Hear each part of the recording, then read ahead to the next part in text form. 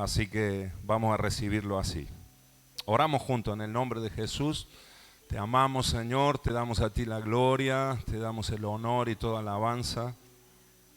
Señor, amamos tu presencia y queremos que tú te muevas y te manifiestes en este lugar y ahora toque nuestro corazón, Señor, y nos hables a través de tu palabra, que nos hables de forma práctica, Señor, y que esto nos pueda servir en el diario vivir, en lo cotidiano de nuestras vidas, Señor, porque queremos que tú te glorifiques, Señor, y queremos que tú seas muy honrado. Yo sé que aquí hay muchas necesidades, de cada uno tenemos circunstancias muy diversas en nuestras vidas y situaciones que son complejas y a veces nosotros no sabemos qué hacer, Señor, no sabemos bien qué decisiones tomar y por eso necesitamos de ti, necesitamos tu palabra, Señor, que tú nos hables y que tú nos reveles cuál es tu propósito, tu voluntad, Señor, y que tu palabra sea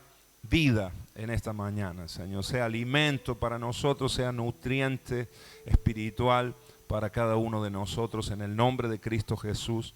Amén, amén, amén. Gloria a Dios. Muy bien, miren hermanos, estamos en un tiempo de 40 días de ayuno y oración.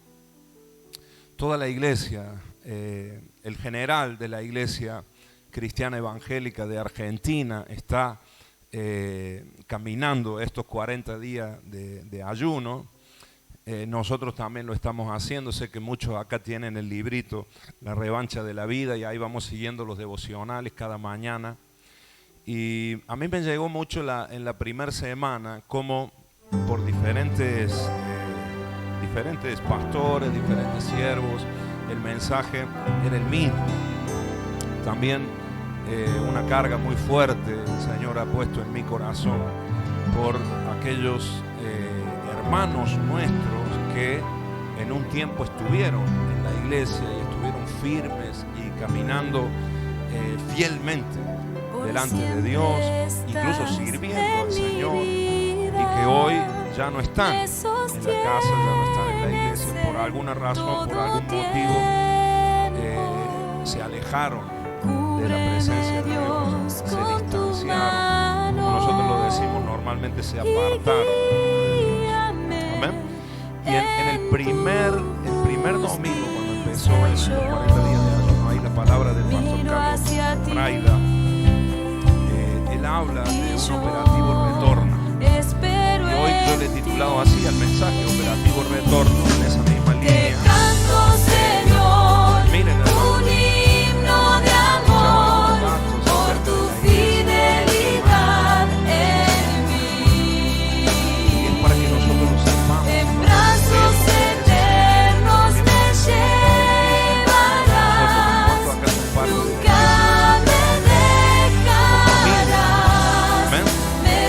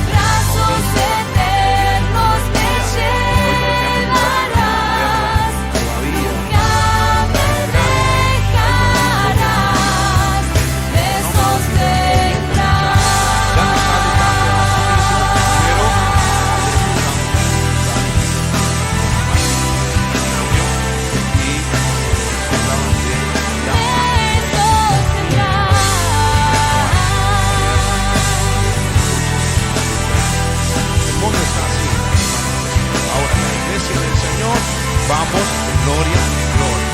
Amén. La cosa afuera se pone difícil. Por eso es que tenemos que predicar, por eso es que tenemos que hablar, por eso es que tenemos que compartir. Dios ha hecho en nuestra vida, por eso es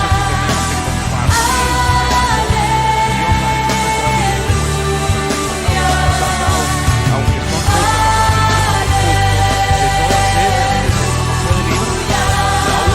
de todas ellas,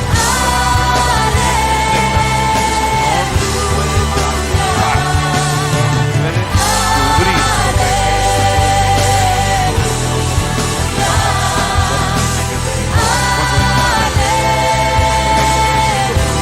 Señor nos puede librar.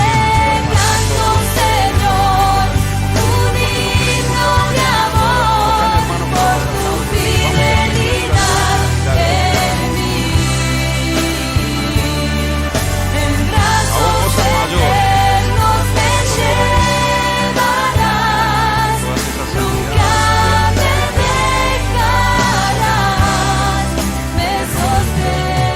puede salvar, puede cubrir, proteger. Fue el momento operativo retorno. Y ahí estaba mi preocupación. En Argentina, año 2022, el 15% de la población argentina se denomina cristiano evangélico. El 15% de la población argentina. Esto es cerca de 7 millones de personas.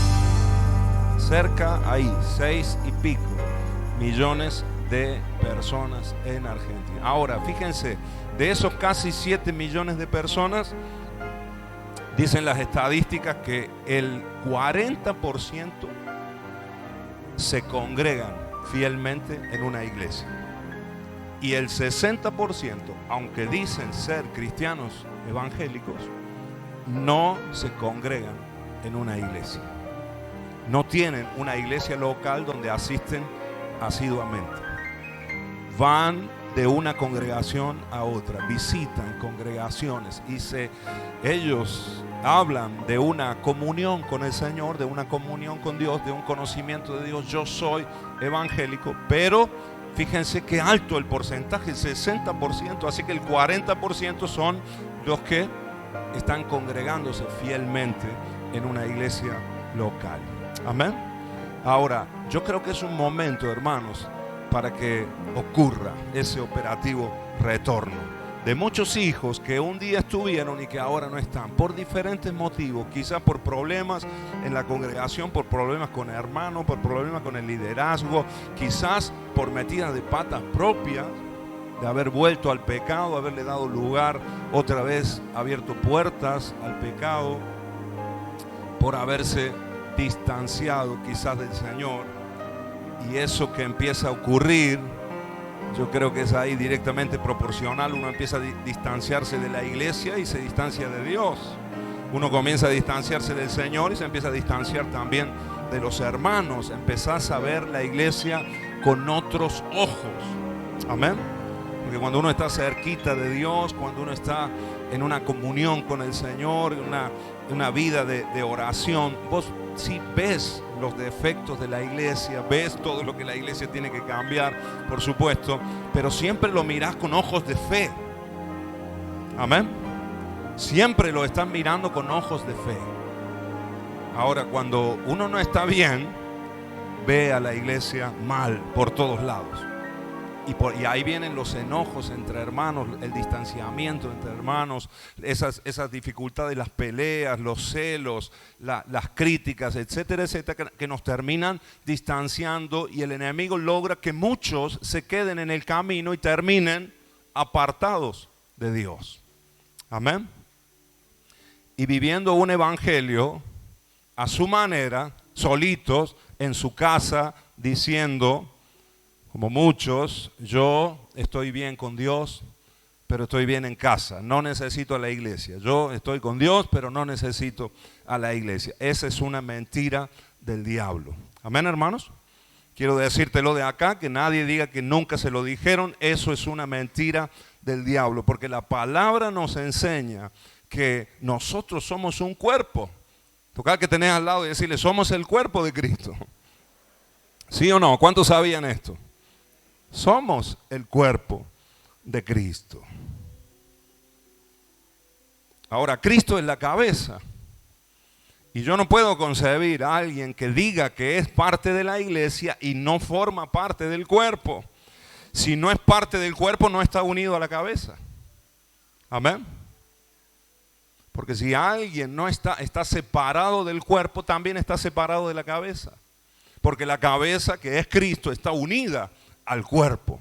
Amén, hermanos. ¿Cómo alguien puede tener relación con la cabeza, con Cristo, si no tiene relación con el cuerpo? Si no está unido al cuerpo, es imposible. Amén.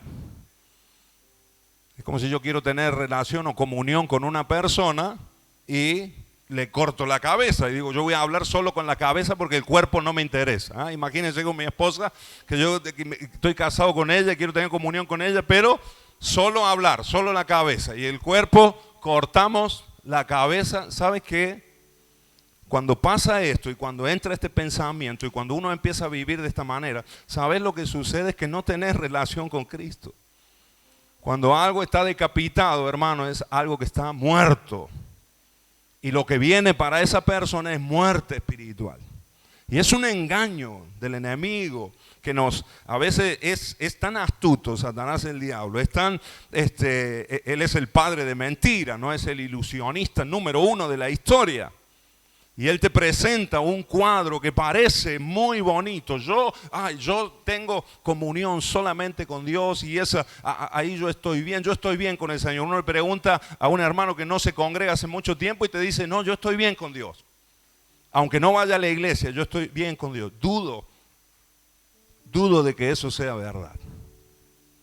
Porque cuando uno está bien con el Señor, verdaderamente también busca la comunión y estar bien con los hermanos, ¿sí o no?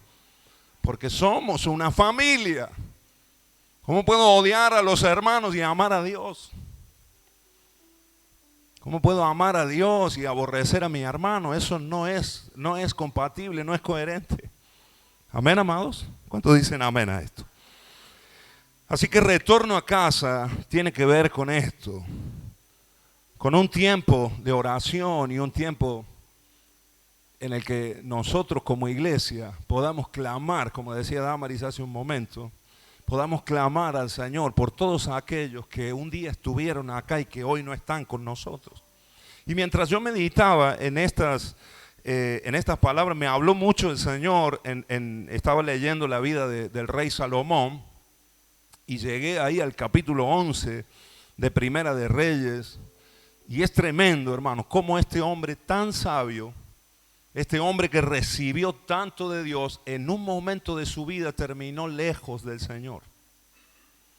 Dice la palabra en ese capítulo 11 que las mujeres, las esposas de Salomón, aunque él era un hombre sabio que temía a Dios, que amaba a Dios, que había visto los milagros del Señor, que había experimentado a Dios de una manera impresionante en su vida personal y también como hijo en las victorias de su padre David. Este era un hombre de Dios, ¿sí o no?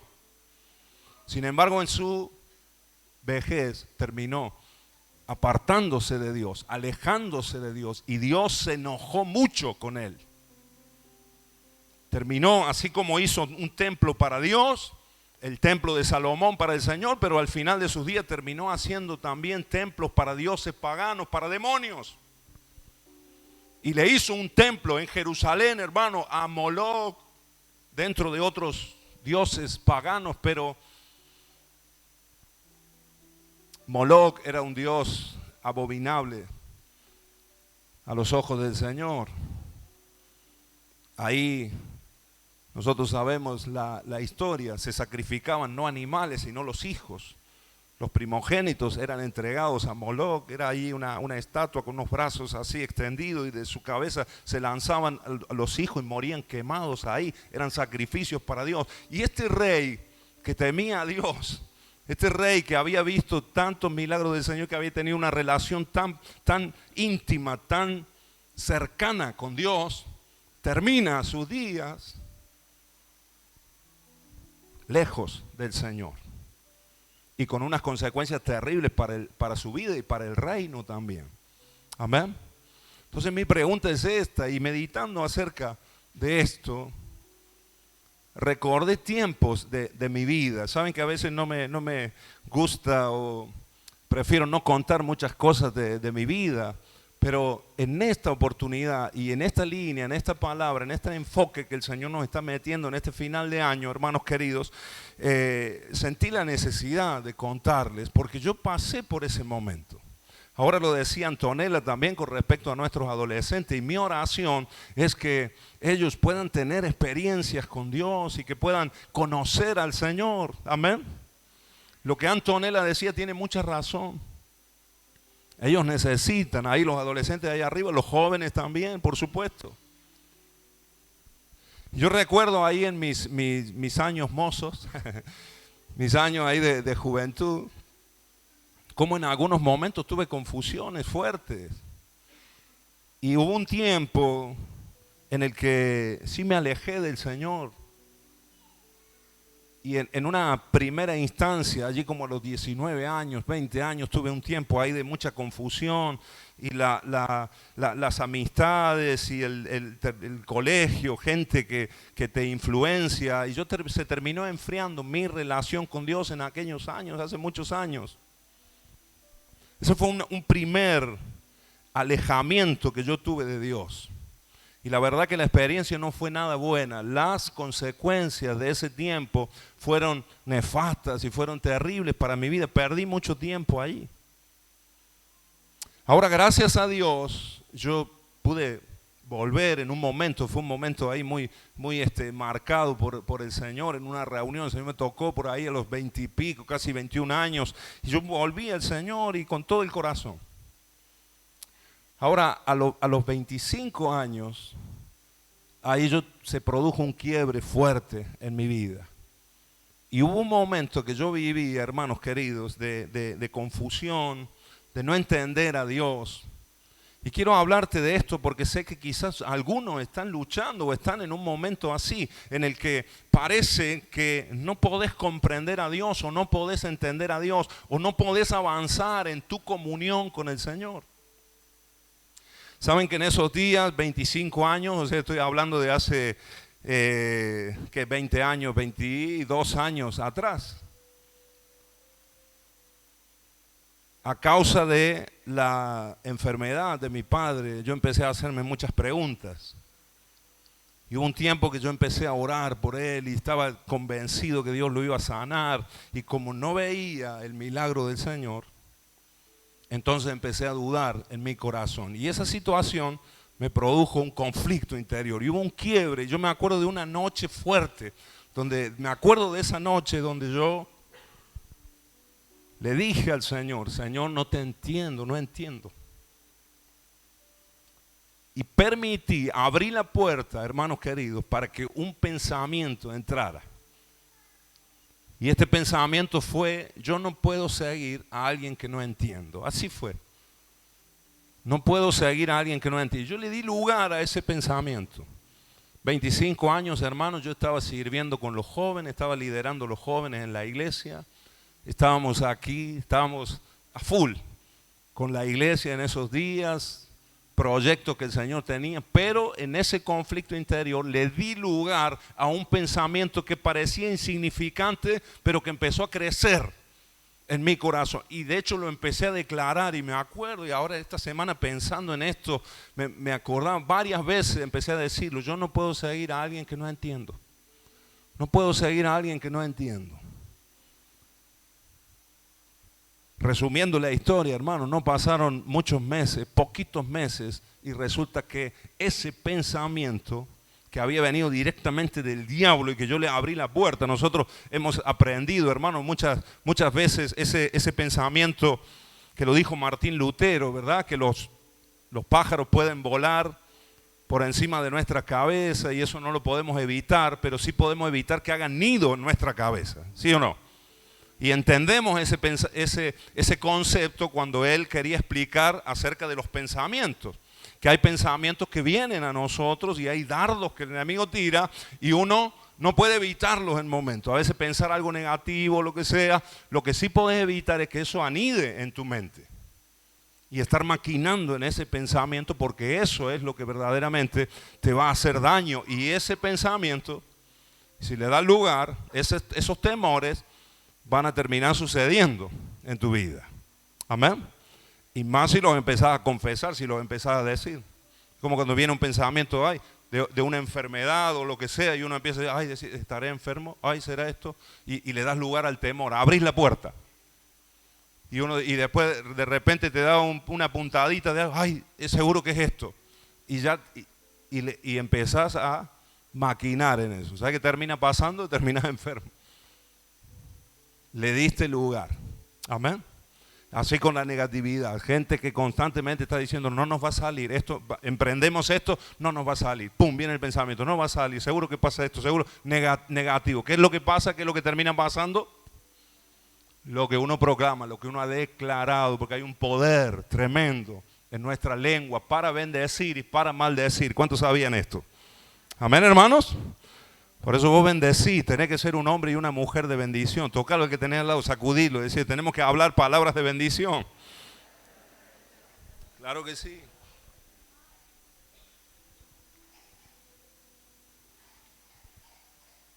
En ese momento,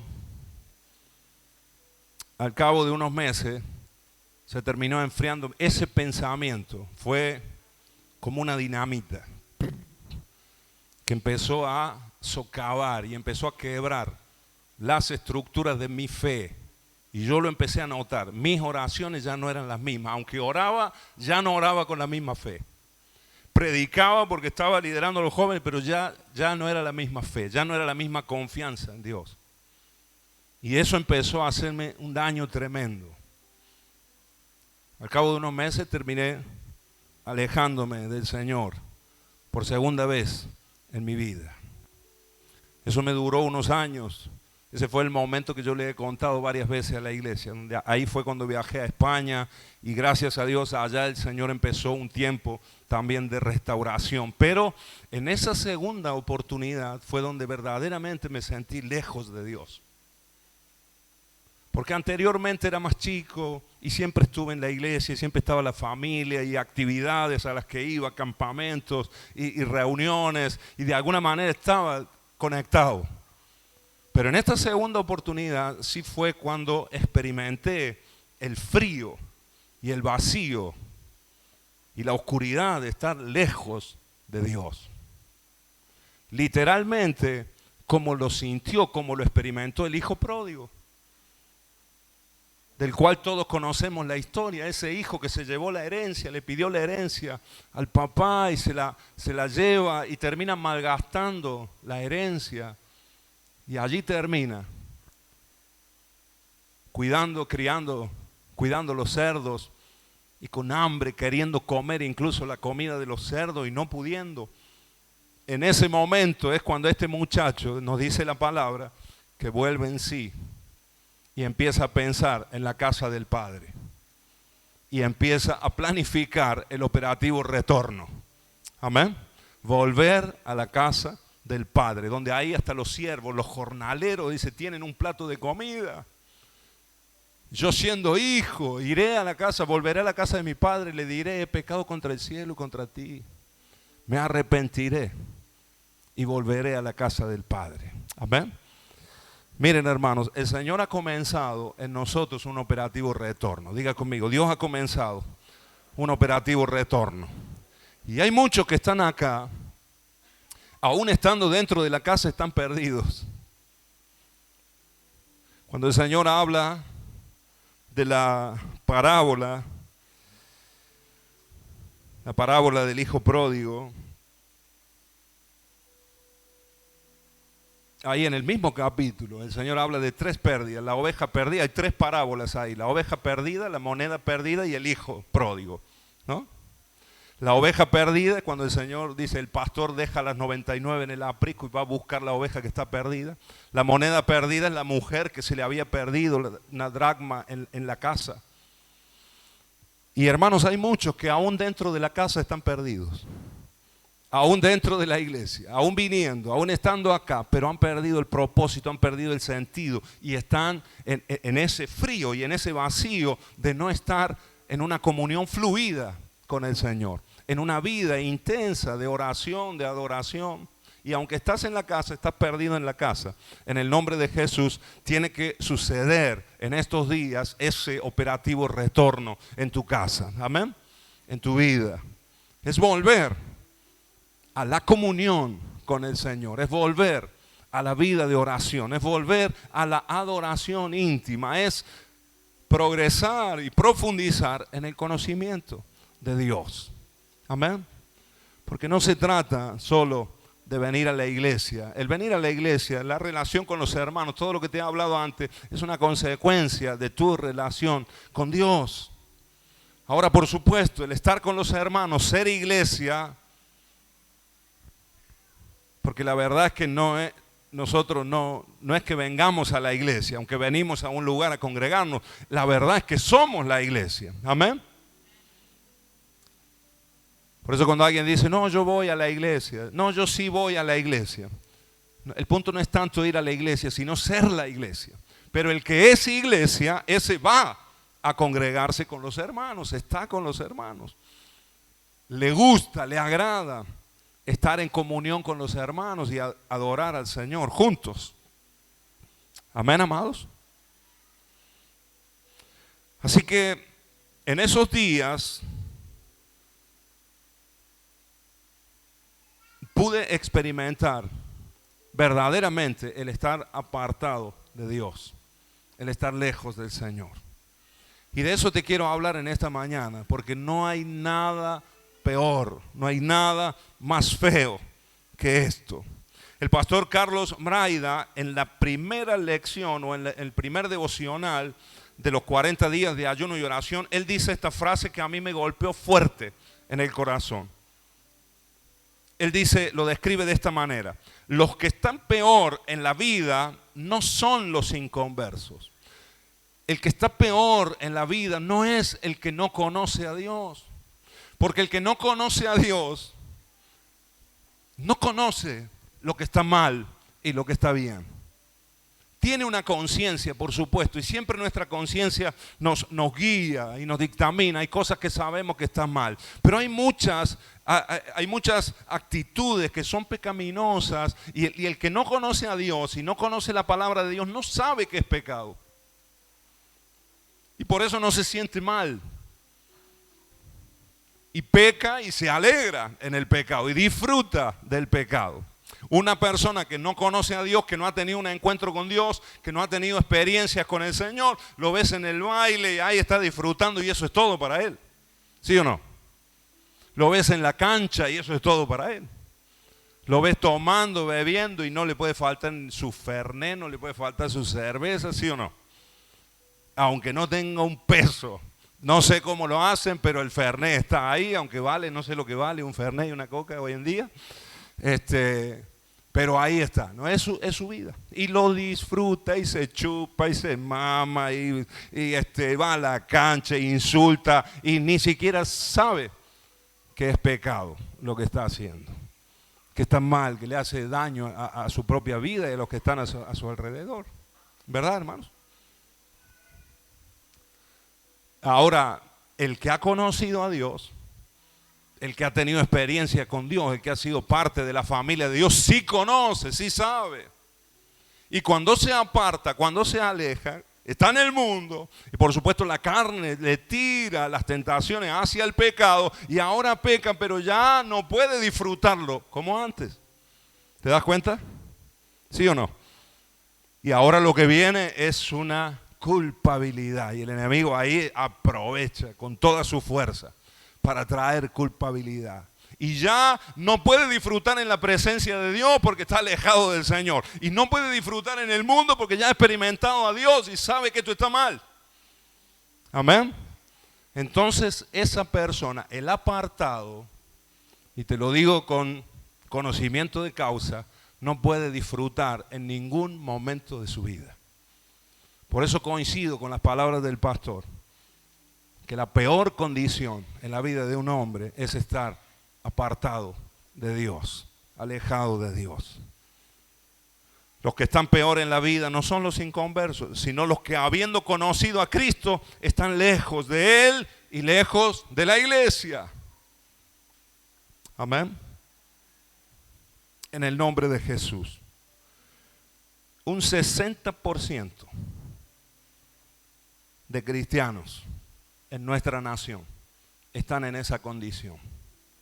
¿Cuántos son ese 60%? 4.200.000 personas.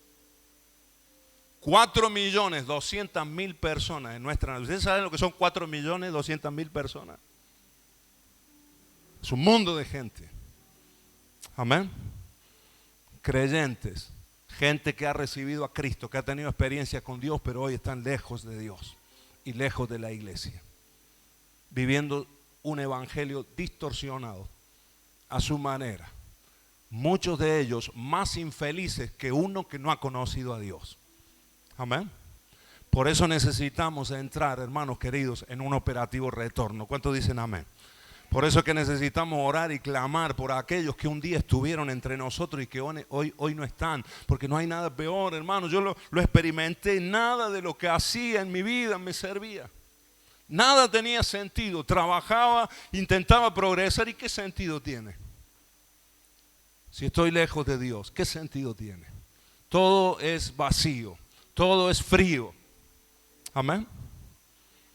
Y yo sé que hay muchos acá que me están entendiendo de lo que estoy hablando. Porque a lo mejor el Señor también te sacó de ahí a vos en alguna oportunidad. O quizá hay alguno que se encuentra ahí, en ese lugar, en este día. Y Dios te está hablando del corazón. Es un momento de volver a la casa. Hoy es el día de dar el primer paso para regresar a los brazos del Padre. ¿Cuántos dicen amén a esto? Amén, amados. En el nombre de Jesús. El engaño de Satanás consiste en hacer creer que uno puede estar bien con Dios sin congregarse, sin estar bien con la iglesia. Esto es imposible, es un absurdo. Como te dije antes, es como intentar relacionarse con alguien, cortarle la cabeza. No se puede. Amén. Hay que volver a Dios y hay que volver a la iglesia en el nombre de Jesús. Acá estamos los hermanos con todos los errores que tenemos, con todas las cosas que tenemos que superar y que avanzar. Gracias a Dios, Él está con nosotros y Él nos va guiando y nos va enseñando. Amén. Y estamos aprendiendo y cada vez lo haremos mejor en el nombre de Jesús. Pero es tiempo de volver a la casa. Es tiempo de volver a la presencia de Dios y a la comunión con los hermanos. Bendito sea el nombre de Dios. Colosenses capítulo 1 versículo 18 dice así: Él es la cabeza del cuerpo, que es la iglesia, el que es el principio, el primogénito de entre los muertos, para que en todo tenga la preeminencia. ¿Quién es la cabeza? Cristo. ¿Quiénes somos el cuerpo? Nosotros, la iglesia del Señor. Amén. Mira, el libro de Efesios, capítulo 4, versículo 16, te lo leo en la versión actual de la NTV, dice así: Él hace, o sea, la cabeza, Él hace que todo el cuerpo encaje perfectamente y cada parte, al cumplir con su función específica, ayuda a que los demás se desarrollen. Y entonces todo el cuerpo crece, diga conmigo, todo el cuerpo crece. Y está sano y lleno de amor. Amén. Te lo leo de nuevo. Él hace que todo el cuerpo, o sea, la cabeza, hace que todo el cuerpo encaje perfectamente. Cada parte, al cumplir con su función específica, ayuda a que los demás se desarrollen. Y entonces todo el cuerpo crece y está sano y lleno de amor. Amén. Ahora quiero que toque al hermano que tenés al lado o a 2 o 3 ahí, decirle: tenés que ocupar tu lugar, porque yo te necesito. Hermano, tenemos que ocupar. Ezequiel, Verónica, tienen que ocupar su lugar. Yo los necesito. Los hermanos que están alrededor los necesitan. Amén. Mira cómo lo describe aquí el apóstol Pablo. Dice: al cumplir cada uno su función específica, ayuda a los demás. Toca al que tenés al lado y decirle: nos necesitamos. Tenés que estar acá, tenemos que estar juntos. ¿Cuántos dicen amén? En el nombre de Jesús, nos necesitamos. Mónica, Diego, digo los que están atrás, porque los de acá los veo, pero los de atrás se me meten atrás de las columnas, pero los tengo fichados. Mari, amén. Nos necesitamos, ahí arriba también, ¿verdad, hermanos? Leo, tenés que ocupar tu lugar, yo te necesito, los hermanos, la iglesia, nos necesitamos. Si cada uno ocupamos nuestro lugar y cumplimos, trabajamos, desarrollamos nuestra función específica, entonces ayudamos también a los demás a que se desarrollen. Y todo el cuerpo puede crecer y está sano y lleno de amor en el nombre de Jesús. ¿Cuánto le dan un aplauso al Señor por esto? Esa es la iglesia de Cristo.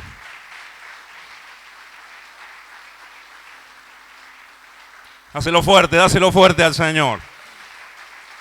Porque Él es el que hace que el cuerpo encaje perfectamente. En el nombre de Jesús. En el nombre de Jesús. Ahora mira, la historia del rey Salomón, que te decía, Primera de Reyes 11, del 4 al 9, ahí en el capítulo 11 vos podés leer por qué se desvió el corazón de Salomón. ¿Por qué se desvió? Creo que hay varias, siempre vamos rápidamente a la cuestión de que tuvo un montón de esposas. Imagínense, hermanos, que Salomón tuvo 700 esposas. Dios mío, ¿cómo hizo ese hombre, Señor? Con razón terminó. Si yo con una no puedo. Imagínate, hermano, 700 esposas. Eran 700 princesas, o sea, 700 esposas de familias reales. O sea, 700 princesas ahí. Imagínate cómo se cría una princesa. Yo creo que es más caprichosa imposible. 700 princesas ahí en la casa para volverse loco. ¿No? No hay hombre que aguante. Y además tenía 300 concubinas. O sea, 300 que no eran de su harén, pero no eran esposas. Así que el hombre, loco, terminó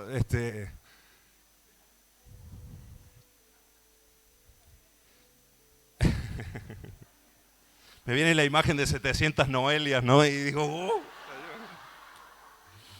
yo tengo una que vale por 1000, hermano, aleluya, gloria a Dios, sí Señor, es una, pero vale por 1000. Aleluya. Pero fíjense, no fue solo eso, fue toda la abundancia, que en eso también, ahí el capítulo 11 lo describe perfectamente. Claro, desobedeció a Dios. El mandamiento del Señor decía que no podía casarse con mujeres de otra nación. Y él empezó a casarse con una egipcia, la primera que se casa era una egipcia ya del principio. Y mujeres de otra. Claro, cada mujer venía con su religión y con sus dioses. Y me imagino todos los días diciéndole, hiciste un templo para tu Dios, haceme un templo para mi Dios, haceme un templo para mí, haceme un templo para... Y 1000 veces le debe haber dicho que no. Pero ya en la vejez, dijo, Dios mío, hagámosle un templo a Moloch, hagámosle un templo a Astoreth. Empezó a hacer y se desvió su corazón. Dice que las mujeres desviaron su corazón. Y él terminó presenciando, incluso adorando, llevando ofrenda. Este hombre de Dios, un rey tremendo de Dios, terminó ahí sacrificando hijos a los dioses, a los demonios. Amén. Toda la abundancia que él vivió, porque el exceso, creo que ese fue el pecado de Salomón, el exceso, el oro, la plata, todo en tanta abundancia que entró este hombre, por lo que leo en la palabra, en una acumulación. Tal es así que en los días de Salomón la plata no valía, había tanta plata que no valía, era oro o nada, la plata y el bronce no valían, porque había tanta abundancia. De madera, de caballos, cuando vos lees en la Biblia, los caballos que le daban, los carros que tenía, era una abundancia, pero en algún punto, creo yo, que se desvió su corazón porque empezó a acumular. Y parece que en algún momento nada lo saciaba. ¿Sí o no? Porque cuando no estamos bien con Dios, cuando no estamos bien con el Señor, podemos tener muchas cosas y nos vamos a sentir vacíos siempre. Amén. Solo Dios puede llenar el corazón del hombre. ¿Cuántos dicen amén a esto?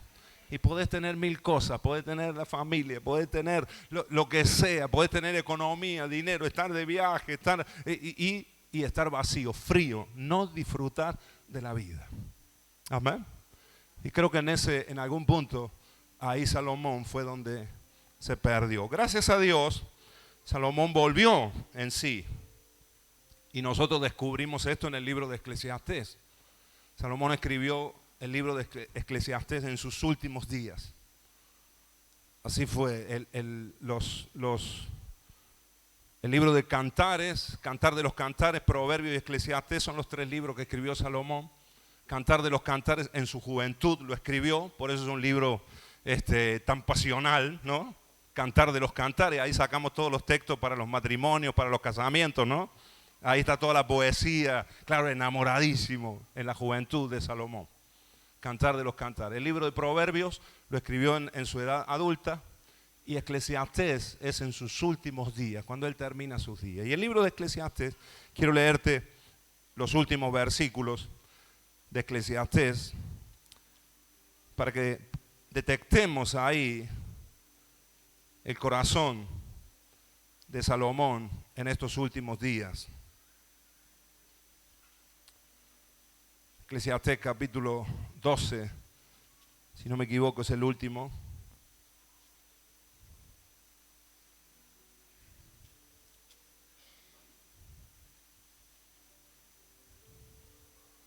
Capítulo 12, versículo 13. Dice así la palabra. Estas son palabras de un Salomón ya habiendo estado lejos de Dios, habiendo experimentado todo el vacío de estar apartado de Dios y del corazón de Dios, de haber vivido también las consecuencias de todas esas decisiones y sabiendo algunas consecuencias que iban a venir después de él y que sus hijos las iban a vivir, como era la división del reino. Pero él termina diciendo lo siguiente: el fin de todo discurso oído, o sea, el fin de todo lo que he escrito, de todo lo que he dicho, de todo lo que este predicador, este sabio ha dicho, el fin de todo el discurso oído es este: teme a Dios y guarda sus mandamientos. Amén. Diga conmigo, teme a Dios y guarda sus mandamientos. El final de toda predicación. Y él llega a la conclusión: lo he tenido todo, pero acá nosotros leemos, todo es vanidad, vanidad de vanidades. Y esas palabras se repiten en este. Él dice, todo lo que he conseguido, las 1000 mujeres, todo el oro del mundo, la plata, madera preciosa, animales, toda la sabiduría que tengo, venían a escucharlo de todos lugares, reyes venían a escuchar a Salomón. Todo eso, él dice, es vanidad, no me llena, es vacío. Ahora, llego a la conclusión, al final de mis días, de que lo más importante en la vida es temer a Dios y guardar los mandamientos del Señor. Porque esto es el todo del hombre. Amén. Diga conmigo, tengo que temer a Dios y guardar sus mandamientos. Porque estas dos cosas son el todo de mi vida. Amén. Hermano querido, amigos que me escuchan acá, todos los que estamos acá, no se trata de la economía. Eso no te va a dar la felicidad. No se trata del trabajo. No se trata de estar con una persona que vos decís, estoy enamorado, amo, y si no estoy con esa persona me muero.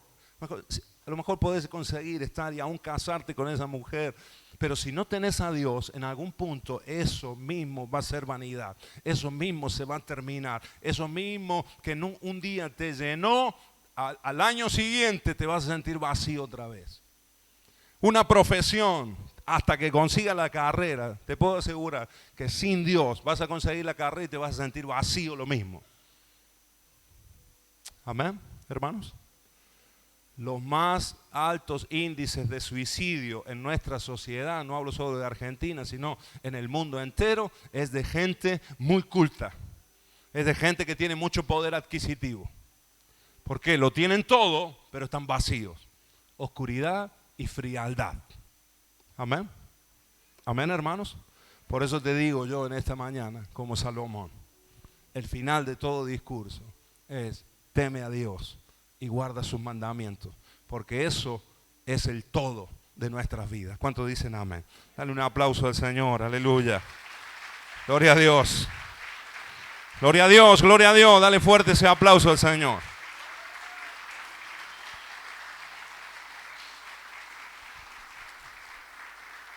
Quiero que nos pongamos de pie.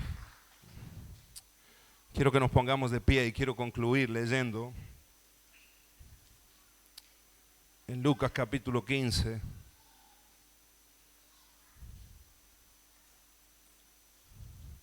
Lucas capítulo 15, versículo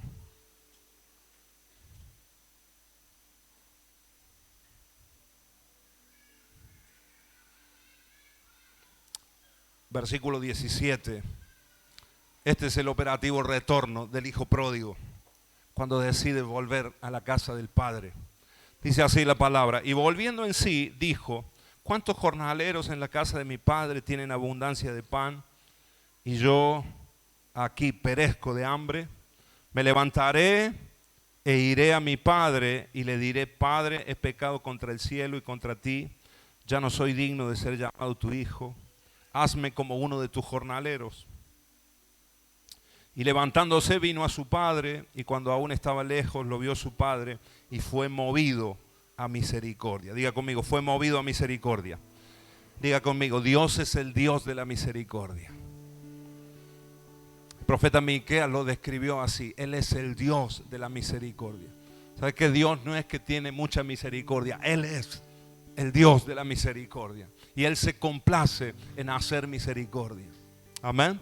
Por eso siempre podemos volver.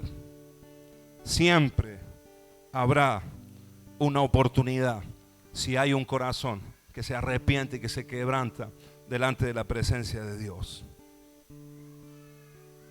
Y levantándose vino a su padre, y cuando aún estaba lejos lo vio su padre y fue movido a misericordia. Y corrió y se echó sobre su cuello y lo besó. Y el hijo le dijo: Padre, he pecado contra el cielo y contra ti, y ya no soy digno de ser llamado tu hijo. Pero el padre le dijo a sus siervos: sacad el mejor vestido y vestidle, y poned un anillo en su mano y calzado en sus pies, y traed el becerro gordo y matadlo, y comamos y hagamos fiesta. Amén. Porque hay fiesta en los cielos cuando un pecador se arrepiente. Amén. Fiesta hay en los cielos, alegría en el corazón del Padre y alegría en la casa cuando hay pecadores que se arrepienten. Verso 24: porque mi hijo muerto era y ha revivido, se había perdido y es hallado. Y comenzaron a regocijarse. Amén. Fiesta en los cielos, en el nombre de Jesús, en el nombre de Jesús. Ahora, los siguientes versículos nos cuentan la actitud del hermano mayor. Conocemos la historia. El padre se alegró porque este hijo menor volvió a la casa arrepentido, aunque había hecho las 1001, pero se arrepintió. Amén. Y este hijo halló misericordia. Ahora el siguiente capítulo de la historia es la actitud del hijo mayor, que se enojó con el padre y le dijo: pero si yo he estado acá en la casa siempre y nunca me permitiste ni siquiera comer un cabrito con mis amigos. Se enojó, no se alegró. El hijo mayor no se alegró. Increíble. Le dio celos que el padre haya recibido al desgraciado del hermano menor, ¿no? Al sinvergüenza, pero que venía arrepentido. Amén. Algo que me impactó de lo que leí en los devocionales y mientras meditaba en los devocionales en estos días, algo que me impactó es lo que comparte otro pastor acerca de este pasaje y dice: ¿qué hubiese pasado? Y préstame atención acá. ¿Qué hubiese pasado en esta historia si en vez de ser el padre el que está en la puerta esperando al hijo, si hubiese sido el hermano mayor el que estaba en la puerta? ¿Qué hubiese pasado con ese hijo pródigo? Lo más probable es que no hubiera entrado a la casa. Porque el hermano mayor le hubiese dicho: sinvergüenza, te gastaste la herencia, ¿a qué venís ahora? ¿A buscar mi herencia, a buscar lo mío? Andate de acá, no te quiero ni ver. ¿Saben qué, hermanos? Nosotros somos, los que estamos en la casa, somos hermanos mayores de alguna manera. Amén. Ahora nosotros tenemos que tener el corazón del Padre. Tiene que venir, tiene que nacer en nosotros, tiene que crecer en nosotros el mismo espíritu, tiene que crecer el corazón del Padre, un corazón de misericordia. ¿Cuántos dicen amén a esto? En el nombre de Jesús, porque habrá muchos que vuelvan a la casa. Entramos y estamos en un operativo retorno. ¿Cuántos dicen amén? Y habrá muchos que vengan a la casa. Ahora, que no se encuentren con hermanos mayores, con un corazón egoísta, con celos, cuidando lo propio. No. Los hijos que van a venir a la casa, hermanos, vamos a tener que hacer fiesta. ¿Cuántos dicen amén? Vamos a tener que bañarlo, ducharlo, darle vestido nuevo, calzado nuevo. Es más, vamos a tener que matar el mejor becerro. Vamos a tener que darle lo mejor. Amén. ¿Cuántos dicen amén? ¿Cuántos están dispuestos? Porque eso es un morir. Pero eso fue lo que hizo el Padre. Un corazón misericordioso. Amén. Amén, hermanos. En el nombre de Jesús. 3 cosas con las cuales termino. El mensaje de hoy es para los que están lejos y tienen que volver hoy a la casa. Es para vos. Si estás lejos de Dios, hoy tenés que volver a la casa. Amén. En el nombre de Jesús. Dios está hablando a tu corazón y el Señor te da una oportunidad hoy. Número 2. Para los que están en la casa, es una advertencia de que si no cuidamos nuestra comunión con Dios, nuestra relación con Dios, podemos desviarnos y podemos terminar lejos del Señor. Amén. Tocar que tenés al lado y decirle que tenés que cuidarte. Tenés que volver a la oración, tenés que volver a las madrugadas, tenés que volver a la palabra. Tenemos que volver a nuestro tiempo de adoración, de intimidad con el Señor. Ahí está nuestra vida. ¿Cuántos dicen amén? Si no hay eso, vas a terminar lejos. Y lo que hay lejos es frío, vacío y oscuridad. Amén. En el nombre de Jesús. Y número 3, los hijos mayores que estamos en la casa, tenemos que tener el corazón del Padre. Amén. Los que están lejos tienen que volver. Los que están dentro tenemos que cuidar nuestra relación, nuestra comunión con Dios. Porque se apaga eso y terminamos fuera. En el nombre de Jesús.